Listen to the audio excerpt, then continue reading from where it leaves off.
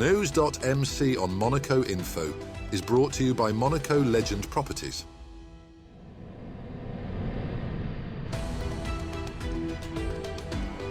Bringing you news on Monaco's economy, culture, sports and more. Welcome to NEWS.MC, your English rendezvous on Monaco Info. Coming up on NEWS.MC, discover past week's top stories and meet the people who make Monaco.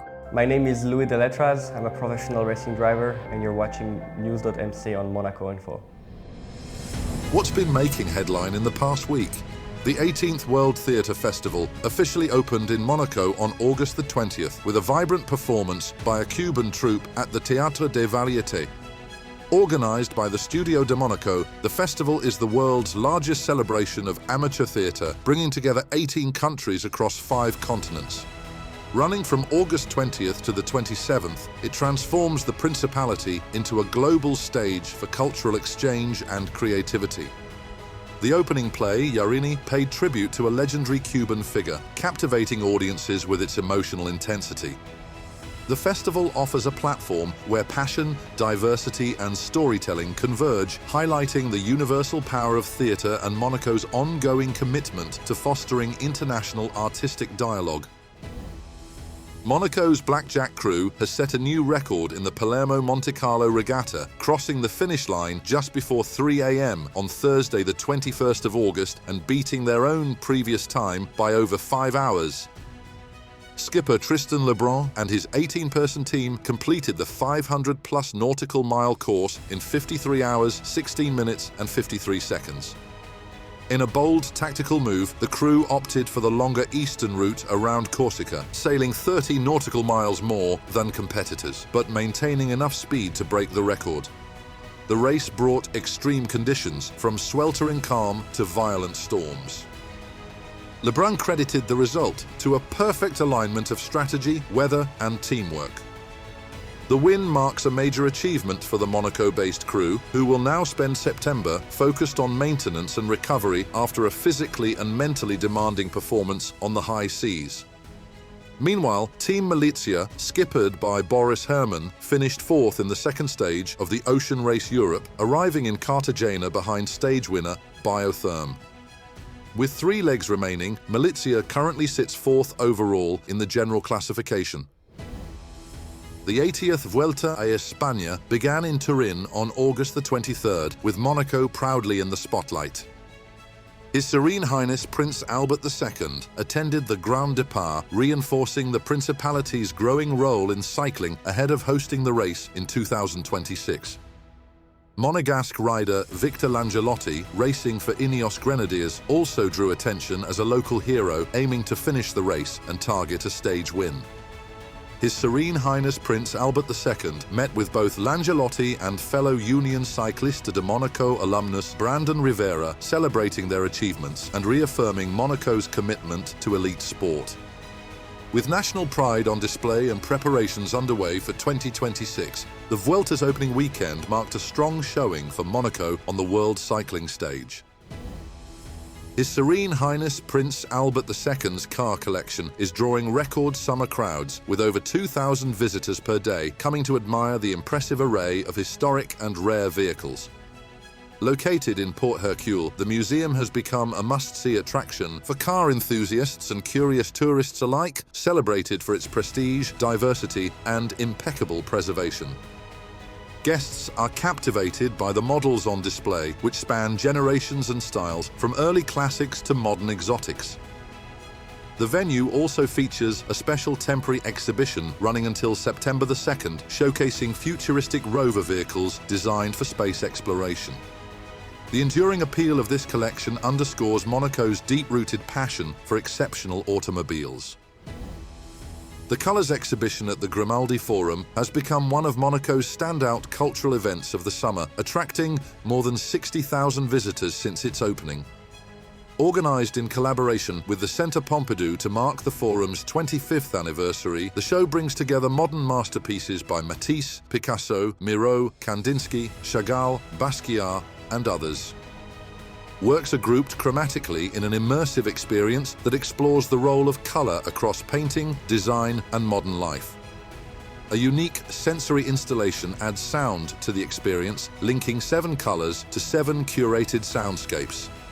Running until August 31st, the exhibition has proven a major public success, confirming the Grimaldi Forum's reputation as a leading cultural destination in the Principality. Next up, our exclusive interview with the personalities making the Principality. My name is Louis Deletraz. I'm a professional racing driver. So I'm from Geneva, Switzerland. My father was a race car driver when I'm born, so I guess that's where my love for motorsport started. I grew up on racetracks with the smell and the sound, so I guess I didn't fall far away from the tree, as we say in French. I studied economics. The school was called École Moser in Switzerland, in Geneva. It's only economics, all the topics. It's just before university, so I have my diploma, which we called maturity in Switzerland. I could go to university, but at that time of my career, it's the time I became professional, so I made the decision to just stick with racing. But I think that part of my life, the studies, and was very important also for alongside my sport. It was always a condition. I need to do well at school to be allowed to race. When you start so young, so I was 8 years old when we started racing in soapbox. It's even different before karting. I mean, you're too young to make a decision for yourself. So it was always a criteria, and I'm very thankful they pushed me to it, because you see a lot of drivers and athletes in our days who did not go to school and don't make it, and I think it's a big problem. So I'm glad it worked out for me, but I'm also glad I went to school. I did 4 years of karting in Switzerland, and then went into single-seater, Formula 4, Formula 3, Formula 2. Had a lot of different names, but yeah, I ended up doing 4 years in Formula 2. And then I switched to endurance racing, which has been very successful last 4 years. So that was more or less the path, but did some Formula 1 before, and now endurance racing. Currently I'm racing in endurance racing, so I do the 24 Hours of Le Mans, which is our biggest event. My main championship this year is IMSA. It's the American Endurance Championship, so I have 9 races over there. And then I race in Europe in the European Championship as well. Motorsport is of course about speed, talent, but in the end there is a lot of teamwork. We have a lot of engineers, mechanics. We need to understand how a race car works. The driver can develop the car with its feelings. You know, you feel everything through your butt pretty much. That's how you feel the G-force and how you need to set up the car to go fast. Also, we work with teammates, 24 Hours Le Mans, with 3 drivers in the car. So you want to find the best car for everybody. It's not only about yourself, you need to share. And I think that's a big part of the motorsport, because if you fight inside your own team, it will never win. I had a super license to go in Formula 1. I didn't make it to F1, I only tested, but I mean, it was still a very good experience. But I'm lucky enough to have grown up into endurance racing through my father, so for me it was never a plan B. It's always something I wanted to do. Le Mans has always attracted me, so it was not hard for me to switch. And I think it was the best decision of my career to do it in 2020.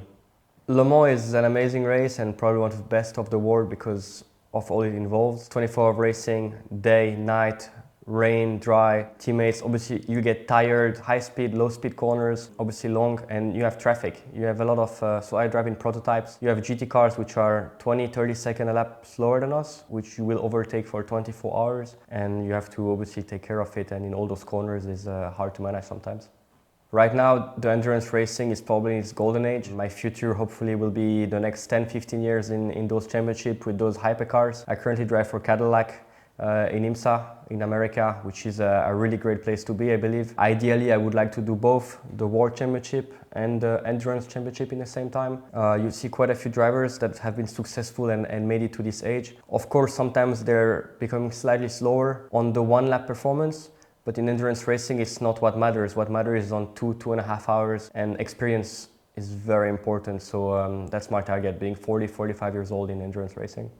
You know, in 2021 at Le Mans 24 Hours, so it was my second participation. We led the race for 23 hours and 58 minutes. In the last lap, the car stopped. This was the hardest moment of my career. I still cannot believe today it happened, especially at Le Mans 24 Hours, which is the biggest race. Everyone wants to win. And those moments, they teach you that sometimes you deserve it, but it doesn't happen. It's not your fault, but it's what it is. You have to keep working, you have to go again. So that's why I came back every year, and now we're in 25 and we won, but I want much more than this, but I will never forget this moment. As I say, motorsport is 80% of bad moments and 20 of fantastic ones. Well, the first time I moved to Monaco, you know, all you see on TV, especially for me, is the Formula One race. So first thing I did was go have a run on the racetrack and look at it, because I did not race in Monaco until I moved here. So that would be my first memory when I moved here. And then, of course, trying to learn a new city is always an experience. What I find amazing about Monaco is, I mean, that was the big difference for me. Geneva has a lake, but we don't live close to the sea. Obviously here you're straight at the sea and this beautiful scenery. Monaco is definitely home for me. I really enjoy spending time here. I think all year long you can have activities. Obviously it's beautiful, people are nice. I love still Switzerland. I think I'm lucky, it's a great country, very pretty, and obviously my family and friends are there, so I will keep coming back, but I don't see myself living anywhere else. That's all for today. Thank you for watching News.MC, your English rendezvous on Monaco Info. Discover the full interview and more stories on our websites, News.MC and MonacoInfo.com. Next week we will receive Lorena Saltu, founder of CSOS. This show is intended to provide a summary of the past week's top stories for the English-speaking audience. For daily and real-time news updates in English, please visit News.MC and subscribe to our free daily newsletter. For French news, visit MonacoInfo.com. This show was brought to you by Monaco Legend Properties.